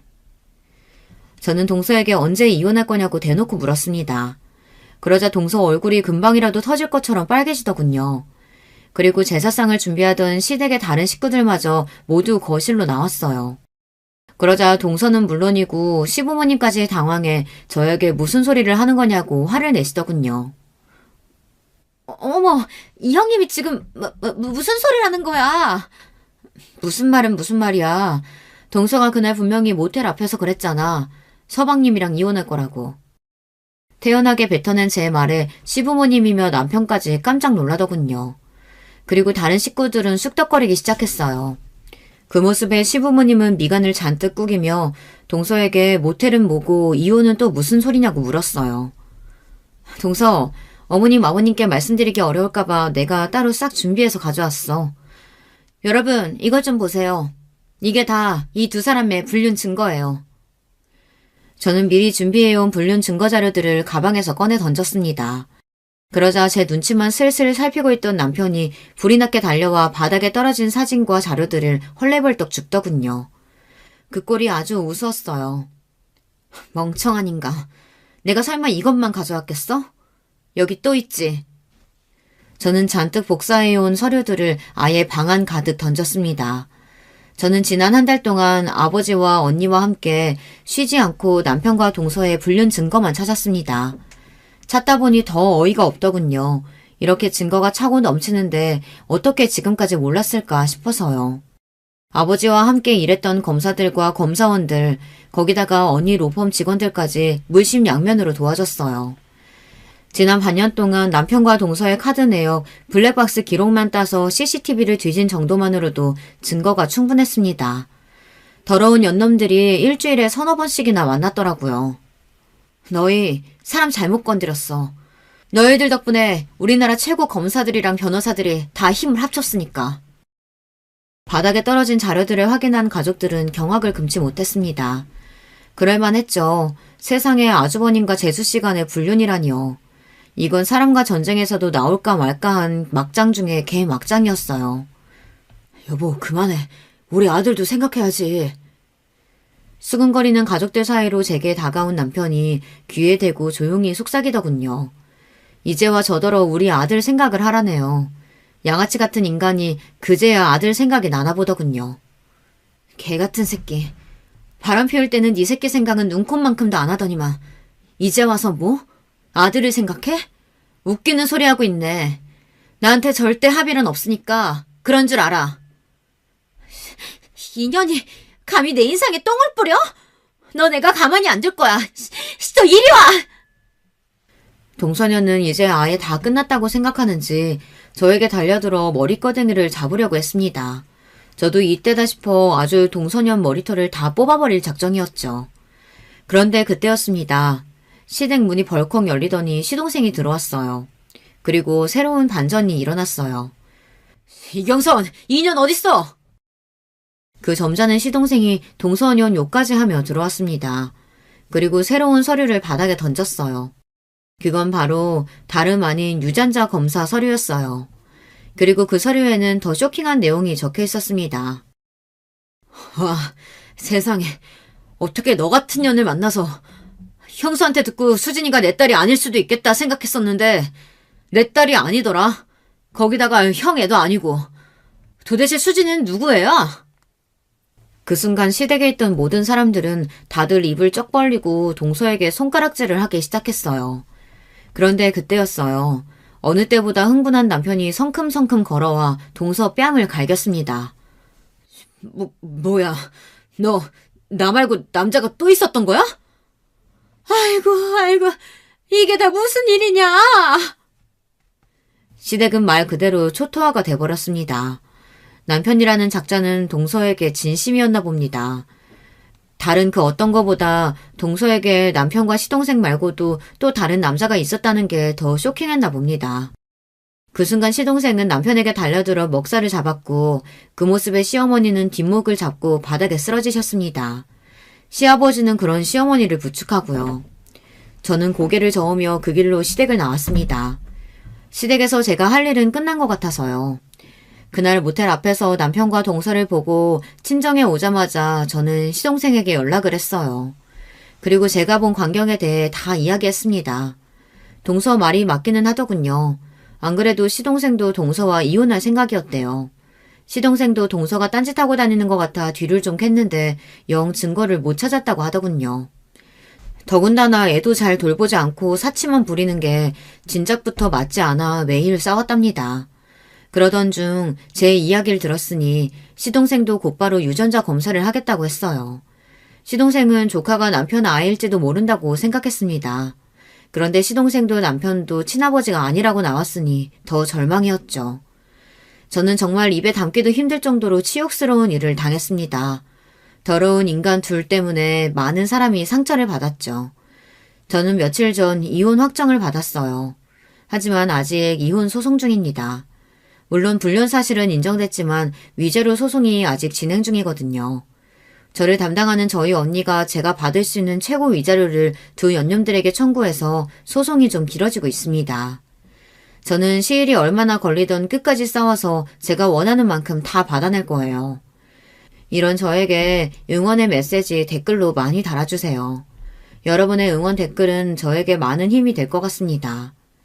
들으시면서도 세상에 무슨 이런 거지 같은 일이 다 있을까 에너지 소비하면서도 끝까지 제 이야기 들어주셔서 감사합니다. 여러분의 가정에는 언제나 평화로운 일만 가득하시길 바랄게요.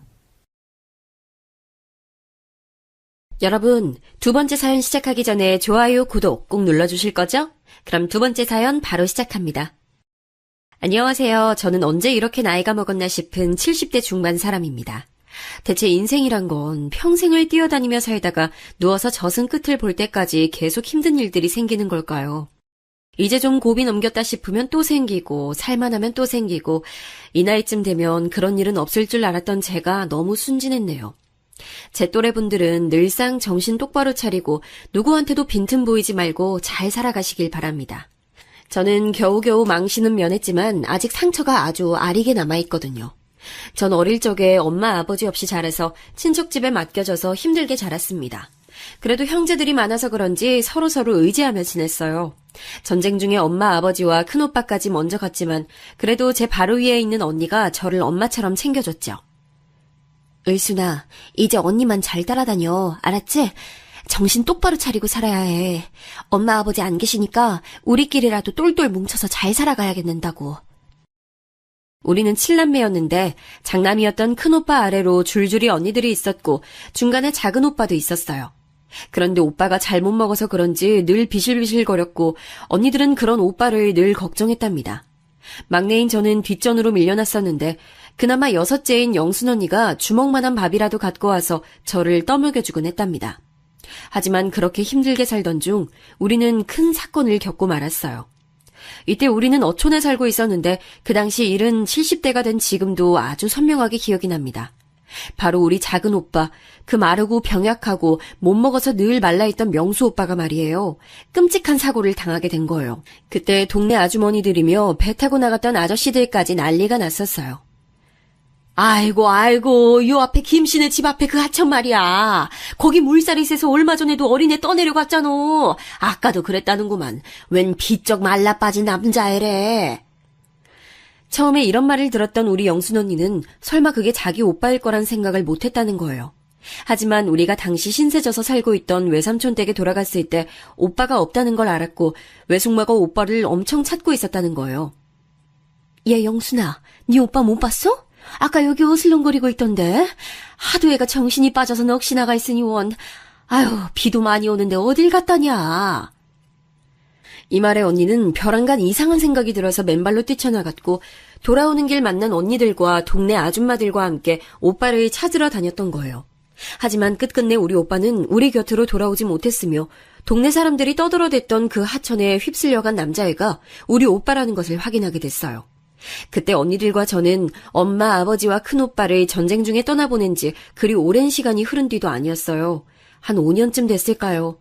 외삼촌네 집에서 신세지며 살며 밥 많이 달란 소리도 못하고 늘 숨죽여 눈치 보며 살던 때였지만 그때만큼은 숨죽여 있을 수가 없었어요. 그렇게 정을 많이 주지도 못하고 늘 골칫덩이였던 작은 오빠였지만 그 얼빠진 오빠, 나에게 늘 동생처럼 바보 같은 소리만 하던 어수룩한 오빠가 참변을 당했다니 어린 저도 가슴이 찢어져서 견딜 수가 없었어요. 하물며 누나들이었던 제 위에 언니들은 늘 그렇게 말라 빠지고 눈만 퀭하게 튀어나와서 침만 질질 흘리는 남동생을 너무 안쓰러워했었어요. 그런데 그런 일을 당했으니 모두들 밤이면 이불깃을 붙잡고 울음을 참다가 급기야 통곡하기 일쑤였습니다. 그땐 흉흉한 세상에 다 같이 모여 살며 매일매일 사건인 날들이었다지만 그래도 사람이 죽고 가족이 행방불명되고 별 사건이 터지고 있으니 누구 하나 제정신이기 힘들었어요. 이땐 어마디 엄했던 외숙모조차도 우리한테 뭐라고 하진 못하시더라고요. 전쟁을 치르고 난 뒤 다들 싸나워 있어서 그런지 외숙모는 우리 남매들을 얼떨결에 떠맡아 놓고 더더욱 불안이 많고 괴롭히기도 했어요. 하지만 이때만큼은 그런 내색이 없더라고요. 아무래도 이유가 있었거든요. 당시 외숙모가 낳은 남자아이가 있었는데 사흘도 버티지 못하고 그만 세상을 떠났어요. 그래서 본인도 많이 힘들고 슬퍼할 때라 우릴 그냥 놔뒀던 것 같아요. 이땐 정말 뭐 때문인지 몰라도 툭하면 한 달에 한 번 정도는 건너 줄줄이 초상이 이어지곤 했어요. 저는 갈수록 이렇게 우울하고 어둡고 슬픈 기억이 있는 동네를 떠나고 싶어지더군요. 결국 몇 년 더 살다가 각자 우리는 다른 지방으로 넘어가게 됐답니다. 큰언니는 군인을 만나서 결혼했고 다른 언니들도 일찍이 시집들을 갔어요. 저만 끝까지 버티다가 느지막이 시집을 갔는데 하여간 인생이란 숨 쉴 틈을 주지 않더군요. 결혼할 때 돈 한 푼 없이 왔다며 시어머니한테 아주 모진 시집살이를 당했거든요. 어디 겁도 없이 그 짓짝을 하고 기어들어와가지고는 몸이라도 빨리빨리 움직여야지 그렇게 둔에 빠져서 뭘 하냐? 우리 민식이 같은 서방 얻었으면 말귀도 빨리 알아듣고 부지런히 일하란 말이야. 아유, 어디서 저런 못난 일을 얻어갖고 와가지고 아유, 동네 데리고 다니기도 창피해 아주. 우리 어머니는 정말 너무 독하신 분이었어요. 당시 만두집을 하고 계셨는데 장사가 썩 안 되는 집이었고 얼굴에 곰보가 있는 시누이 때문에 늘 맘고생이 심하셨거든요. 그런 화풀이를 늘 저한테 해대셨던 거죠. 게다가 시누이 역시 얼굴 때문에 기차게 욕을 들어먹었는지 늘상 화가 어지간히 많은 사람이었어요. 자기는 시집도 못 갔는데 인물은 없어도 피부는 깨끗한 제가 꼴보기 싫었나 봐요. 새언니는 몸이 그렇게 둔에 빠져서 어떡해요? 그럼 만두라도 잘 빚든가. 아, 맨날 그 모양으로 만들 거면 나가서 만두라도 부지런히 팔아요. 그러니 우리 엄마가 언니를 싫어하지. 조만간 우리 오빠도 언니 버리면 어쩌려고 그래요? 우리 오빠 얼마든지 세상가 갈 수 있는 사람이에요. 정신 똑바로 차려요, 네? 맨날 저에게 독한 말을 퍼부어대던 시누이는 나중에 용케도 동네 아저씨가 소개를 시켜줘서 시집을 갔어요. 하도 구박을 받았던 제가 애를 늦게 가졌는데 때마침 시누이도 비슷한 때에 시집을 가서 바로 애를 가졌어요. 둘이 비슷한 때에 아기를 낳게 됐고요. 이때도 어머니는 무지막지한 차별을 하시며 본인 아들을 옆에 앉혀두고도 제게 막말을 퍼부으셨어요. 우리 명자는 애 놓느라 아주 고생했는데 내가 가서 챙겨주지도 못하니까 돈도 좀 주고 뭐 좀 갖다 줘야겠다. 애미 너는 얼른 애 업고 나와서 솥도 찌고 팔고 부지런히 움직여. 네 서방 등골만 맨날 그렇게 파먹고 빈대처럼 기생하면서 사는 거 아니야. 옛날 여자들은 너같이 안 살았어. 너처럼 서방 떡에 호강하는 애가 어딨냐? 이처럼 비슷한 시기에 애를 낳고 둘 다 얼굴이 뽀얘져서 팡팡 부어있는 산모들을 둘을 나누고 어머니는 본인 딸에게는 그렇게 좋은 거 갖다 먹이겠다고 애를 썼어요. 저는 늘 만두 부스럭이나 주워 먹게 놔두고 만두국 끓여 먹는 것도 낭비라면서 엄청 타박을 했습니다. 저도 사람인지라 이런 생활을 평생 할 엄두는 안 나더군요. 툭하면 손찌검 해대고 막말을 해대던 남편이었지만 저도 무슨 정신이었는지 한번 큰 다짐을 하고 말을 꺼냈어요. 남편은 적잖이 놀라더니 의외로 그렇게 하겠다고 하더라고요. 나 어머니랑 맨날 이 좁은 가게 뒷방에서 같이 살고 있다 보니 정말 미칠 것 같아요. 이대로면 언제고 우리 애들 데리고 도망갈지도 몰라요. 당신이 잘 생각해봐요. 코딱지만한 집이라도 얻어서 따로 나가서 좀 삽시다. 네? 알겠어. 내가 어머니랑 한번 상의해 볼게. 아무래도 남편은 이때 자기도 저에게 미안해서 허락을 해줬을지도 모르겠어요. 제가 둘째 아들을 낳은 지 얼마 안 돼요. 남편이 다방 아가씨랑 놀아났다는 사실을 저에게 걸렸었거든요. 우여곡절 끝에 코딱지만한 집으로 옮겨 살게 됐지만 그 뒤로 저는 애들을 업고 부지런히 식당 일도 했었고요. 애들 키우는 내내 없이 살게 하지 않으려고 손에 닿는 대로 일을 했어요. 솔직히 껍데기만 같이 살고 있는 남편이라곤 하지만 아내로서 도리는 다하려고 노력했답니다. 새벽같이 저도 애들 챙겨서 일하러 나가면서도 남편 아침밥과 도시락을 싸줬으니까요. 그렇게 알토란같이 모은 돈들을 가지고 우리 영순 언니가 알려준 정보대로 집을 조금씩 늘려가기 시작했어요. 우리가 살던 집에 세를 줘서는 그 작달만한 집을 나누고 또 나누고 나눠서 대체 몇 명이 살았는지도 모르겠어요. 그렇게 조금씩 돈을 받고 늘리고 하다 보니 지방이라 그렇게 돈이 많이 안 붙긴 했지만 재산이 점점 늘어나더군요. 아마도 전 당시에 상당히 돈에 한이 맺혔던 것 같아요. 물론 돈이 다 해결해 줄 거란 생각은 하지 않았지만 돈이 생기니 저를 무시하던 이들도 함부로 칼자루를 휘두르지 못하더군요. 대표적으로 가장 태도가 변한 건 신우이였어요. 저기 세훈니, 그렇게 돈이 많다면서요? 오빠 얘기 들어보니까 언니가 아주 알짜배기 땅 부자라며. 에이, 그거 다 우리 오빠 돈으로 불리고 키운 거 아니에요? 우리 오빠 아니었으면 언니가 그렇게 돈 못 불렸지. 내가 이번에 우리 진수 호주 유학 보내려고 하는데 외숙모가 돼서 얼마 용돈 좀 보태줘봐요. 응? 아니, 제가 무슨 돈이 있다고 그래요, 아가씨? 네, 참. 아주 이런 시덥잖은 소리를 하고 있는 신우이가 너무 어이가 없었지만 사실 그쪽 조카 아이 자체는 매우 순하고 착했어요.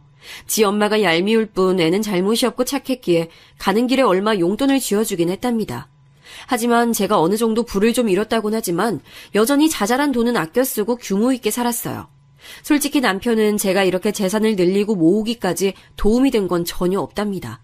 신우이랑 싸우기 싫어 대꾸는 안 했지만 남편이 준 돈은 얼마 되지도 않았거든요. 병아리 눈물 같은 생활비를 줘놓고 밥을 어찌 차려라 하고 맨날 술고래가 돼가는 그 인간을 애들 아빠랍시고 그냥 참아줬고요. 제가 애들 업고 나가서 식당에서 번 돈 갖고 밤이고 낮이고 발 부르트게 돌아다니면서 땅을 봤었거든요.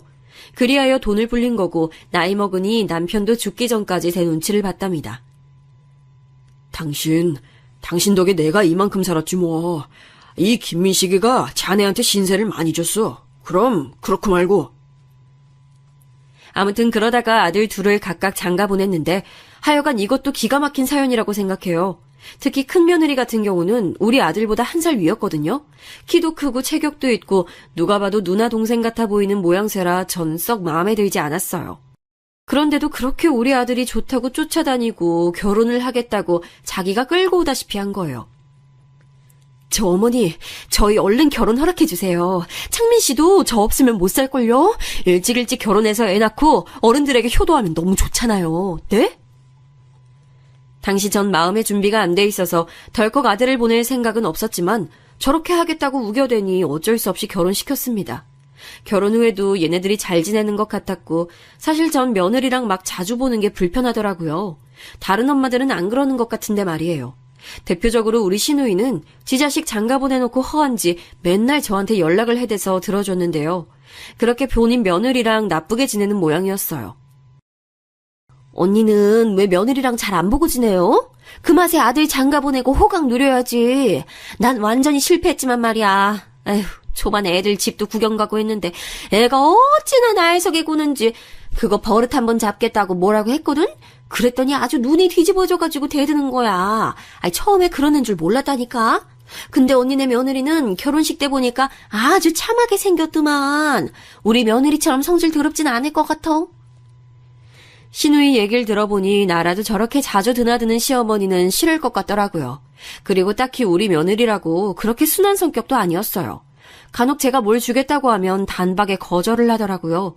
저도 아들 얼굴 한 번 더 보고 싶어서 그런 거긴 하지만 너무 야멸차게 자르는 거예요.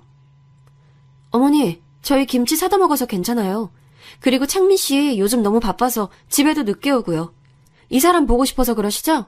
제가 내일쯤 한번 어머니 댁 들리라고 말해둘게요. 이렇게 툭 잘라먹고는 말을 더 못 붙이게 해버리니 좀 서운하더라고요. 약간 서운한 감정들이 쌓이려던 차에 아들은 또 그걸 골치 아파하길래 더 얘기도 못 꺼냈어요. 그런데 반년쯤 지났을까요? 저는 제 아주 가까운 주변에서 충격적인 얘기를 듣게 됐답니다. 어쩌면 어느 정도는 예상이 가능했을 이야기일지도 모르겠고요. 제게 울면서 전화를 걸어온 것은 바로 신우이였어요. 내가 미쳐 진짜. 어쩌다가 이런 일이 생기냐고. 아우 세상에 언니. 나 어떡하면 좋아요. 내가 뭘 어쨌다고 나한테 그래. 사정을 들어보니 신우인의 아들 부부가 이혼을 선포했다는 거예요. 그것도 며느리 쪽에서 강력하게 요구했고 그 원인을 신우이로 삼아서 뭐라고 했다더군요. 내가 지를 쥐잡듯 잡았다면서 못 견디겠다고. 애 데리고 나가서 살겠대. 우리 애가 자기 편 안 들어줬다고. 어머니랑 둘이 잘 먹고 잘 살래요. 아니 이게 말이나 돼요, 언니? 신우이는 말도 제대로 이어가지 못하고 한탄을 했고 살고 싶은 의욕이 없다면서 계속 통곡하는 그 모습을 저는 멍하니 달래주기만 했어요. 요새 애들은 요새 며느리들이란 정말 참지 않고 할 말을 다 해버리는구나. 그리고 당당하게 이혼들도 하는구나 싶어서 어떤 면으론 참 대단하다는 생각이 들었어요. 꼭 나쁘게만이 아니라 그냥 제 때에는 다 참고 살았었잖아요. 어디서 저런 용기가 났고 또 어디로 살구멍이 있길래 저런 결심을 했나 싶었죠. 한편으로는 약간 두려운 마음이 저에게도 스쳤어요. 왜냐면 저도 며느리랑 사이가 대면대면한 상태였었잖아요.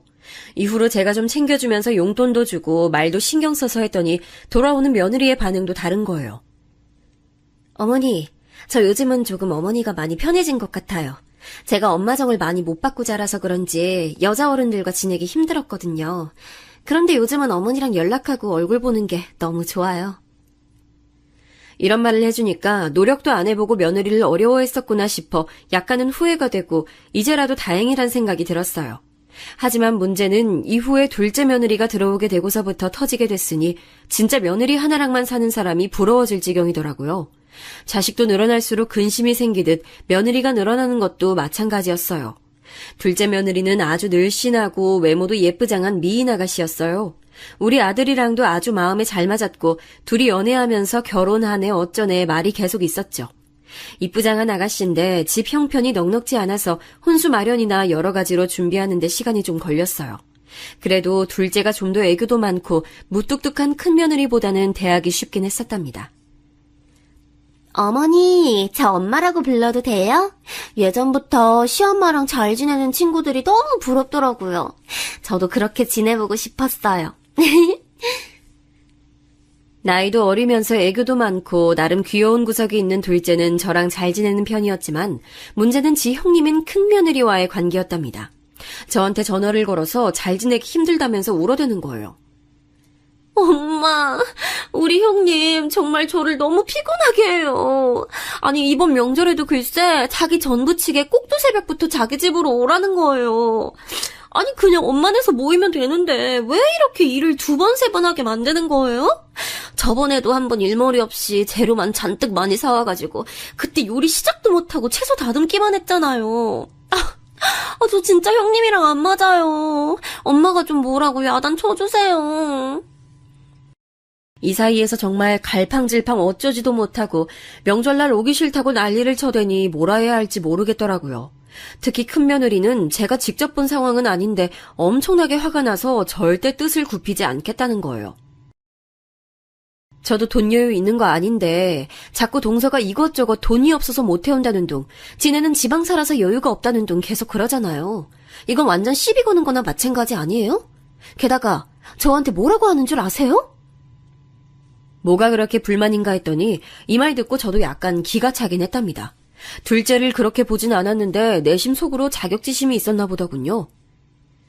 저보고 형님은 어머니가 서울에 집 해주셔서 좋겠다면서 계속 비꼬는 거예요. 자기는 애 이제 막 낳고 지방에서 왔다 갔다 하느라 얼마나 힘든 줄 아냐고요. 아니 그게 제 잘못이에요 어머니? 그러면서 애 데리고 먹을 거 싸갖고 오는 거 힘들다고 저보고 좀 다 하면 안 되냐는 거예요. 진짜 저보다 적당히 어린 것도 아니면서 아주 버릇이 없어요. 큰며느리는 씩씩거리면서 지 동서를 집에 들이기 싫다는 투로 말을 하더군요. 둘째에게도 연락해서 슬그머니 떠봤더니 당연히 서울에 지내는 집을 안 사줘서 불만이란 얘기를 하진 않았어요. 그런데 대책에 지 형님 욕을 하면서 죽어도 명절 때 안 올 거라고 하는데 진짜 속이 답답하더라고요. 아들들한테 연락해보니 다들 가운데서 죽겠다는 소리만 하고요. 도저히 안 되겠어서 그냥 다들 싹 다 불러드렸어요. 아주 입들이 툭 튀어나와서는 씩씩거리면서 왔더라고요.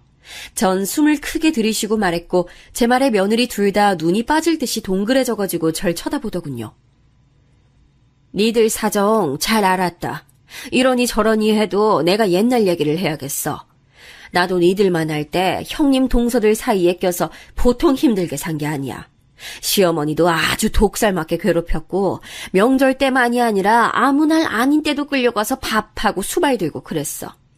니들한테 내가 그러라고 하기랬냐, 뭐랬냐, 어? 아이, 제발 그렇게 요란스럽게들 싸우지 좀 말고, 며느리 둘밖에 없고, 시어머니 얼굴 볼 일이 명절밖에 없으면, 감사한 줄 알면서들 살아, 응? 그러면서 저는 준비해두었던 봉투를 각각 며느리들에게 건넸어요. 둘 다 이게 뭐냐는 얼굴로 저를 쳐다보길래 알면서 뭘 그러냐는 말을 바로 이었답니다. 돈이지 뭐야 이게. 싸우지들 말고 돈 없다고 죽을 상 인상 쓸지들 말고 니들 며느리로 살고 살림 꾸리면서 사느라 고생들 하니까 용돈 해놓으라고 준 거야. 그러니까 우는 소리 하지 말고 적당히들 잘 살아. 알았어? 이때 전 봉투에다 각각 300만 원씩 넣어서들 줬어요. 많으면 많고 적다면 적은 돈이었지만 잠잠하게 하는 데에는 돈이 최고란 생각이 들더군요. 결국 얘네들 꽁기꽁기해서 서로 돈 없다고 징징대는 걸 보니 그걸로 틀어막는 수밖에요. 둘 다 곧장 바로 받긴 민망했는지 입은 여전히 나와 있었지만 둘째는 대충 봐도 콧구멍을 벌렁거리는 것이 기분이 좋아 보였어요. 네, 엄마. 감사히 잘 쓸게요. 그런 것 때문에 그런 건 아닌데. 감사합니다. 큰며느리도 나중에 저한테 고맙다고 문자를 보내왔더라고요. 장문으로 쭉쭉 보내왔길래 그런가 보다 하고 말았어요. 하지만 다음날 저녁쯤 저는 아주 황당한 내용의 문자를 한 통 받아보게 됐답니다. 그 문자를 읽고 뒤통수가 뜨거워지다 못해 익을 만큼 달아올라서 내가 뭘 본 건가 싶었어요. 그리고 제가 읽고 있는 사이에 급작스럽게 그 메시지는 알아서 삭제돼 버리더군요. 누군가 읽었다는 걸 알고 그리고 잘못 보냈다는 것을 알고 저렇게 지워버린 거예요. 대체 어머니 세대 때 얘기를 우리한테 하면 어쩌라는 거야?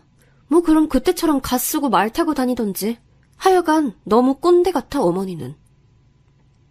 이렇게 적혀있던 메시지였고 대체 누구한테 보내려고 했던 건지 모르겠지만 큰며느리는 단톡방에 이 메시지를 올렸다가 곧장 지워버렸어요.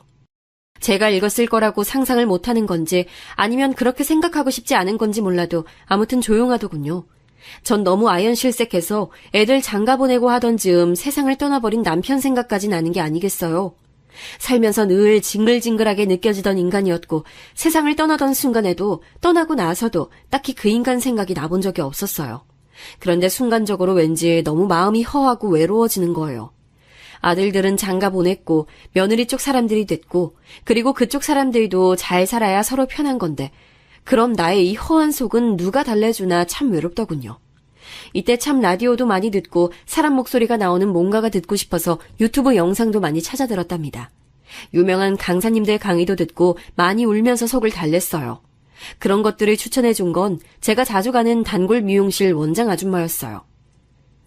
아이고, 나는 무자식이 상팔자라고 생각해. 일찍이 우리 애 아빠랑 이혼하고 애들도 다 시집 장가 보내놓고 연락 딱 끊었어.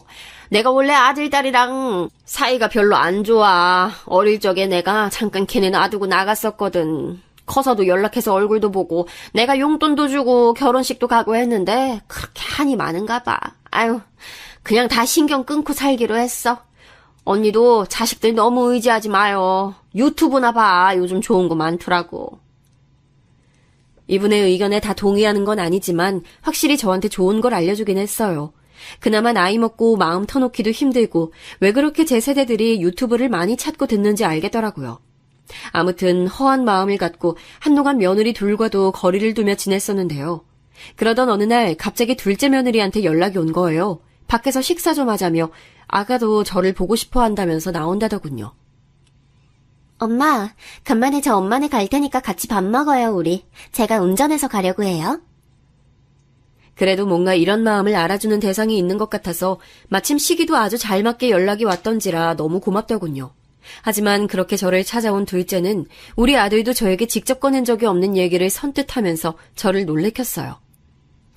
엄마, 우리 이제 용진이도 어린이집 다니기 시작하는데 슬슬 이사도 가고 해야 할 것 같아요. 그래서 말인데 저희 조금만 돈 보태주시면 안 될까요? 오빠는 그런 얘기 엄마한테 못하겠다고 자꾸 말려서요. 그런데 진짜 제 주변 엄마들 다 서울로 나가더라고요. 이제 집값 너무 올라서 이번 같은 타이밍 아니면 다신 서울로 못 나간대요.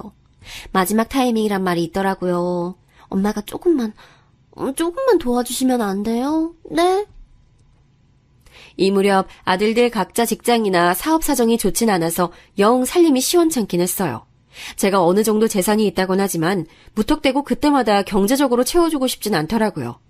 그런데 선뜻 둘째가 와서 이런 얘기를 꺼내니 좀 당황스럽더라고요.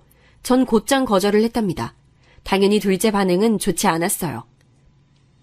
그렇게 이사를 가야 할 정도로 갈급하면 애를 맡겨두고 일을 해서 돈을 모으던가 했어야지. 아이, 준비된 때에 결혼하라고 해도 니들이 그 시기에 했잖아. 얼마 전에 니 살림 보태주라고 준 돈도 적은 돈 아니야. 다들 그렇게 사는 거지. 남들이랑 형편을 어떻게 다 맞춰가면서 사니. 이 말에 둘째는 바로 시무룩한 표정이 되더니 계속 꽁얼꽁얼 불만을 얘기했지만 더더욱 들어주기 싫더라고요. 그래서 전 더 허해진 마음을 안고 그냥 일어나서 자리를 피했습니다. 집에 와서도 어찌나 속상하고 서글프던지 이런 일이 아니면 얘가 굳이 여기까지 올 일도 없구나 싶어 허무하더군요.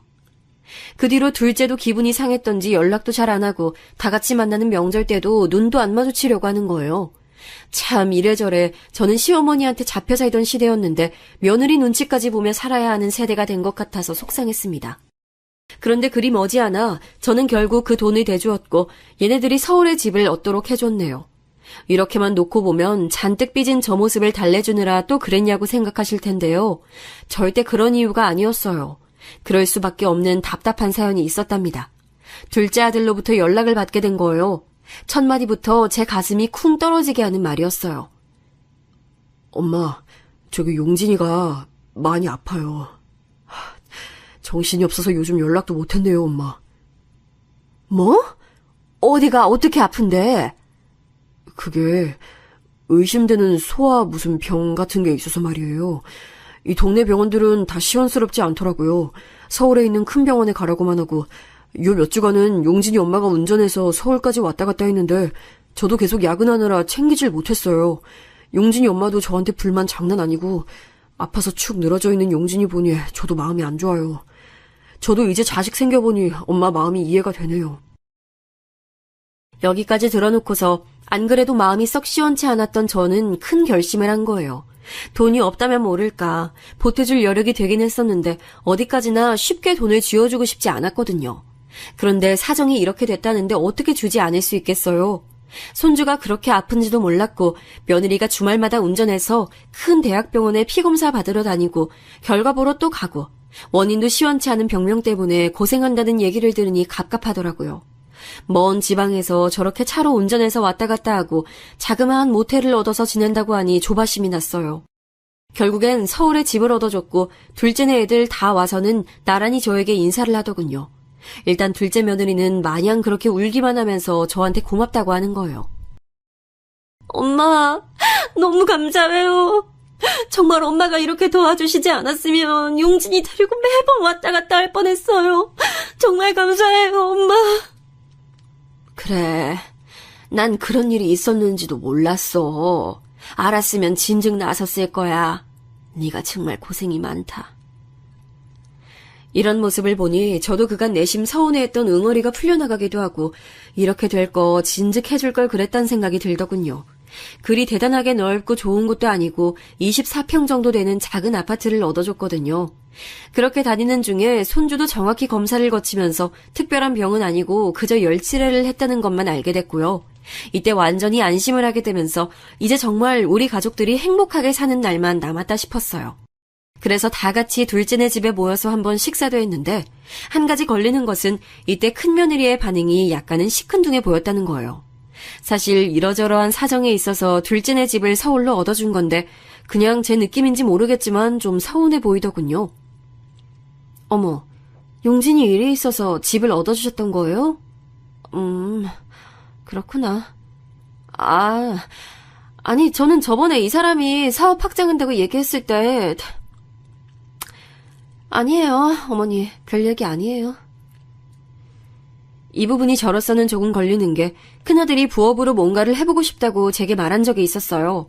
그때 큰며느리까지 집에 찾아와서는 부부끼리 같이 해보려고 하는데 자금이 부족하다 했었거든요.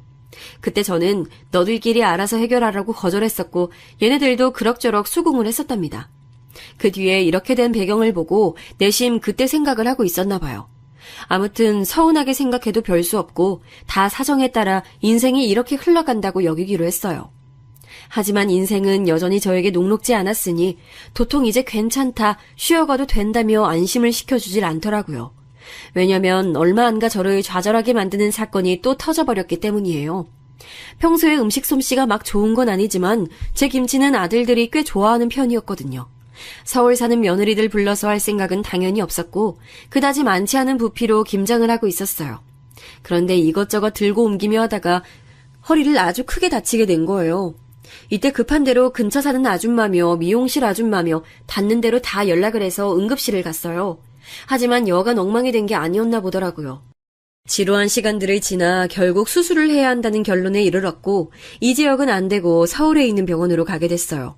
당시 미용실 아줌마나 제 주변 아줌마들은 입을 모아 다 하나같이 저렇게 말했고 저도 이견은 없었답니다. 그런데 상황은 전혀 그렇게 가주지 않더라고요. 언닌 뭐 걱정할 게 있어? 노년에 돈도 있겠다. 아들들이 있고 며느리들이 있고 다들 그 좋은 서울집에 살고 있겠다. 아이 거기서 떵떵거리면서 병원에서 요양하면 되는 거 아니야. 아우 부러워. 우리 애들은 내가 전화하면 받지도 않고 그렇게 돌려버리더라고. 아우 자식 농사를 언니처럼 지어야 했어. 그래야 늙어서도 큰 소리 땅땅 치고 살지. 그런 말을 들으면서 내심 그렇게까지는 아니라고 생각했지만 아들들이 저를 데리러 왔을 때 흐뭇한 마음도 있었어요.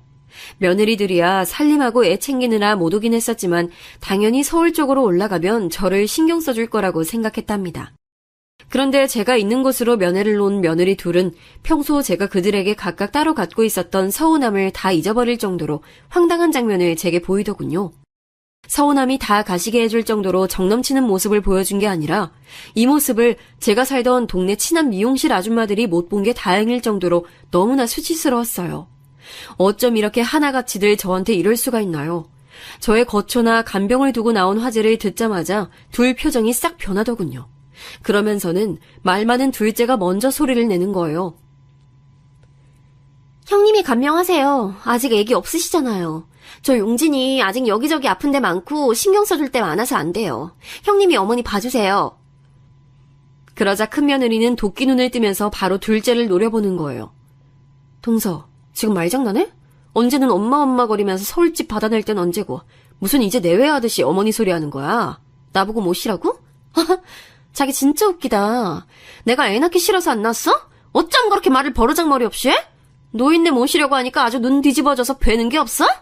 애 있는 게 벼슬이야? 저는 이때 생각지도 못한 반응이 쏟아져 나오는 것을 보고 기함할 수밖에 없었어요. 그렇지 않나요? 순간적으로 머릿속에 마치 사진을 찍어둔 양 제가 우리 동네 아줌마들한테 자식들 얘기를 했던 장면들이 휙휙 지나가더라고요. 대놓고 자랑은 아니지만 그래도 은근히 자랑으로 여기며 그런 마음을 적당히 숨겨가며 아들 며느리 자랑을 했던 모습들이 떠올라 더 얼굴이 뜨거워지고 심장은 쿵쿵 뛰고 수치스러움이 밀려오기 시작했어요. 형님이야말로 말장난 하시냐고요. 저 용진이 돌보고 챙기고 얼마나 아침에 눈 뜨자마자 바쁘게 사는지 모르시잖아요. 애 따라다니면서 종일 아주 죽겠는 사람한테 어떻게 어머니 간병하라 왔다 갔다 하라는 거예요. 그리고 형님이 장남 며느리시면 형님이 책임지셔야죠. 이렇게 쏟아내는 둘째 며느리 반응에 큰 며느리는 팔을 걷어붙이며 아주 뛰어들 기세로 반박하더군요. 나는 놀아? 난 노냐고. 나도 우리 신랑 뒤치다거리하고 바쁜 사람이야. 요즘 같은 세상에 큰 며느리만 다 하라는 법이 어딨어? 그러는 동서는 장남 며느리 아니고 둘째 주제에 집은 왜 받았는데. 받을 땐 좋고 책임 다하라니까 하기 싫어. 보자 하니까 진짜 보통 주접이 아니네 동서. 이 말도 안 되는 기싸움 사이에 저는 멍청하게 껴있었어요. 당연히 둘 중 하나가 아니면 서로 교대로라도 저를 간병해주거나 지들 집으로 모시고 갈 거라고 생각했었는데 말이에요. 얘네들 집 각각 사준 뒤에 저는 저희 집으로 내려오게 했지 따로 집들이들을 한 적도 없고 제가 나서서 가본 적도 없는 사람이에요. 그런 시애미가 집도 절도 다 해준 시애비가 아파서 간병을 받아야 하는데 그 집을 손에 꽉 쥐고 못 들어오게 하는 거예요. 너무 기가 차서 할 말이 없고 머리와 몸이 다 피곤해지더군요. 일단은 혼란스러워서 둘 다 가라고 했고 서울에 있는 영순 언니에게 사정을 말해서 언니가 바쁜 중에 와줬어요. 동생이 나이 먹어 허리 수술하고 몸도 못 움직이는 걸 알고 안쓰러워하더군요. 사실 저도 언니의 보살핌을 받고 나니 생전 목욕탕 한번 같이 가본 적 없는 며느리들 수발보다는 우리 언니가 낫단 생각도 했어요. 그런데 생각할수록 저들 행동이 너무 절 힘들게 하고 우라통 터지게 만들더군요. 그간 쌓아오며 참아왔던 것들이 얼만데 대체 제가 얼마나 우스웠길래 저를 한가운데에 두고 그 난장판들을 피웠던 걸까요?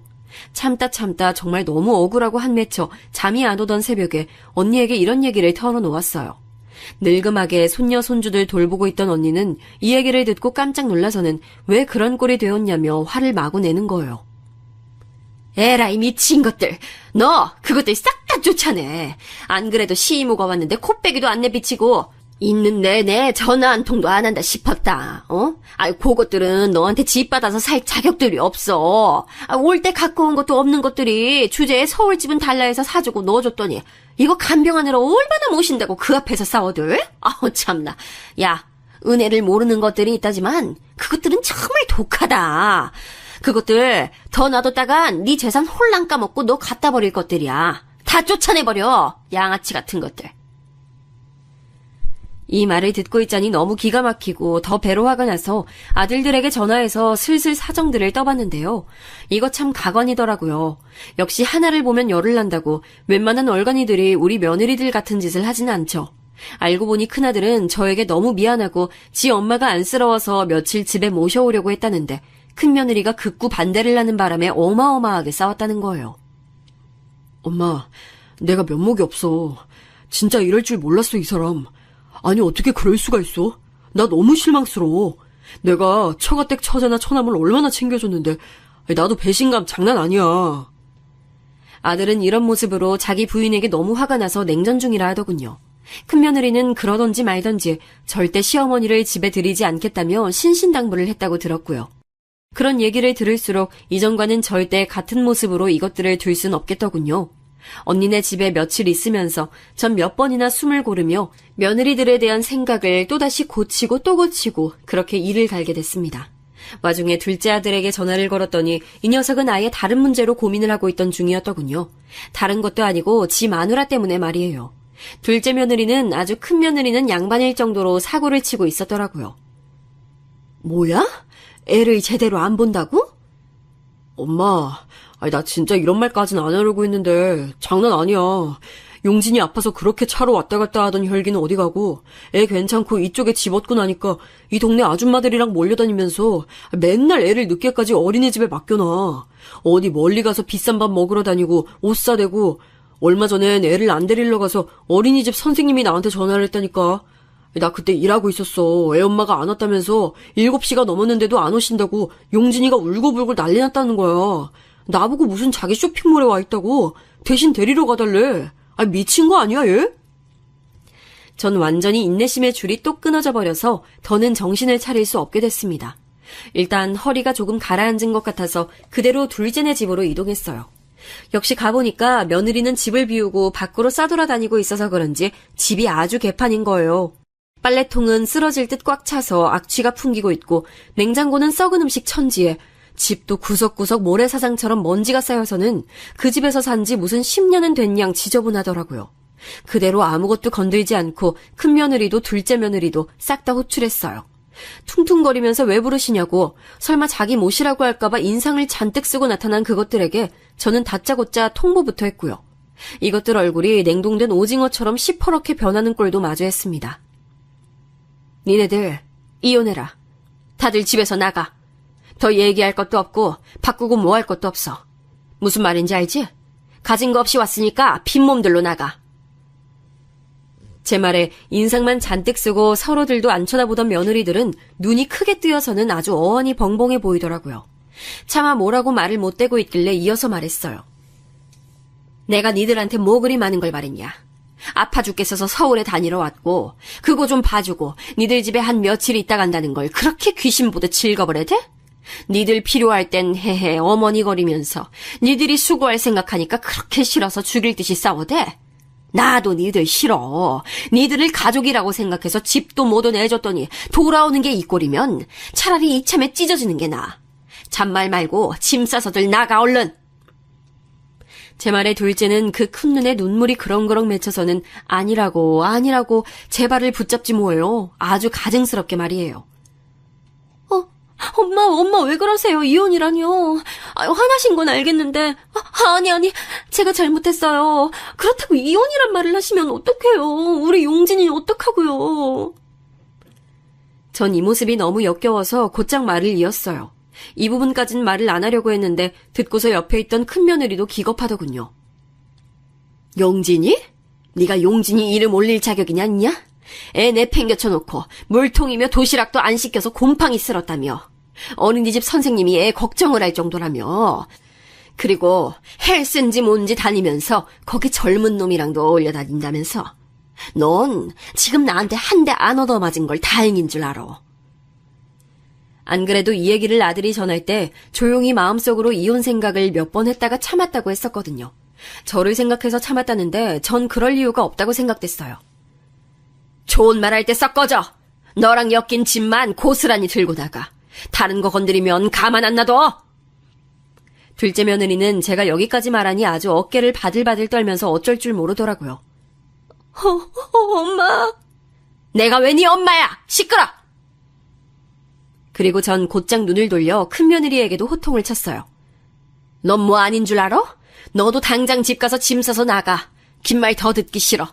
일찍 며느리로 들여서 눈치라도 있는 줄 알았더니 뒤에서 내 욕이나 하고 다니고 너도 다를 거 없어. 네 친정이건 어디로건 다 썩 꺼져.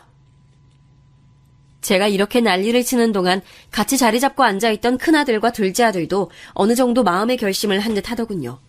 큰아들은 여러모로 실망했었는데 계기가 필요했던 것 같고 둘째 아들은 이미 자기 입으로 저에게 먼저 이혼 얘기를 꺼냈었어요. 전 그걸 정리한 것뿐이고요. 솔직히 아들 둘 다 이혼시켜서 제게 좋을 게 뭐가 있나요? 하지만 이런 며느리들은 없는 것만 못해요. 평생 살면서 우리 아들들한테 부정적인 에너지밖에 주지 못한다고요. 이후로 둘째 며느리는 도저히 도망갈 구석이 없고 내뺄 게 없으니 그냥 순순히 백기 들고 나갔고요. 큰 며느리가 그렇게 의외로 그렇게 악을 바락바락 썼다더군요. 자기 친정 동생들까지 가끔 데리고 와서 재우고 애는 가질 생각이 없어 보이고 그렇게 지집인 양 지키며 살았나 봐요. 심지어 저한테 울면서 아주 구질구질하게 빌었답니다. 어머니, 제가 어머니 모시기 싫어서 그런 게 아니에요. 사정도 있고 저도 몸이 안 좋아서 도저히 모실 상황이 안 돼서 동서한테 부탁하려고 했던 건데 동서가 자꾸 싫다고 하고 제 속을 긁으니까 감정이 안 좋아서 그런 거예요. 그렇다고 이혼을 하라고 막 그러시면 저도 너무 서운해요, 어머니. 서운하면 서운한 거 풀 생각하지 말고 각자 갈 길 가자. 넌 네 갈 길 가. 난 나대로 내 아들이랑 집 그대로 찾아와야겠으니까. 시간 더 끌지 말고 나가. 연락도 하지 말고. 이리하여 시간차를 좀 두고 두 며느리들을 다 싹 다 쫓아내버렸어요. 돈 갖고 어설프게 사람 갖고 놀고 간 보는 것들은 돈으로 회초리질을 해줘야 되는 게 맞아요. 제가 워낙 돈 때문에 서름이 많았어서 애들은 고생 안 시키려고 했더니 정작 우리 애들은 둘째치고 그 배우자랍시고 들어온 것들이 누리고 앉았네요. 경제력 없이 온 것이 안쓰러워서 잘 챙겨주려고 했는데 그 위에 앉아서 더 저를 골리고 있으니 다 끊어버려야죠. 다시는 어떤 구석으로든 엮이고 싶지 않은 망할 것들이에요. 나중에 아들들한테 며느리라는 것들 근황을 들었는데 큰 며느리는 아주 지네 친정 식구들이 돌아가면서 전화를 걸어대며 우리 아들한테 빌고 있다나 봐요. 좁아터진 닭장 같은 집에서 다시 모여 살게 생겼다며 우리 누나, 우리 언니 좀 봐달라고 말이에요. 이 얘기 들으니 더 어이가 없을 뿐이고 지난달에 듣게 된 둘째 며느리 근황은 더 기가 막힌답니다. 아픈 애며 지 남편이며 놔두고 젊은 남자랑 돌아다니더니 그 남자가 글쎄 이혼 얘기 도는 거 알자마자 대차게 버렸다더군요. 이것들이 감히 저한테 전화질을 못하고 만만해 보이는 우리 아들들한테 전화해서 울고 짜고 비굴하게 빌어대고 있나 봐요. 저는 손주 문제 때문에 둘째 아들과 살림을 합치기 위해 이곳에 올라왔고 큰아들은 기존에 살았던 집을 정리하고 새로운 터로 이사를 갔어요. 해결할 것들이 좀 남아있긴 하지만 며느리 둘 다 쳐낸 거 생각하면 큰일도 아니고 아무쪼록 시간이 모든 걸 잘 해결해주기만을 바래요. 이야기 들어주셔서 감사합니다.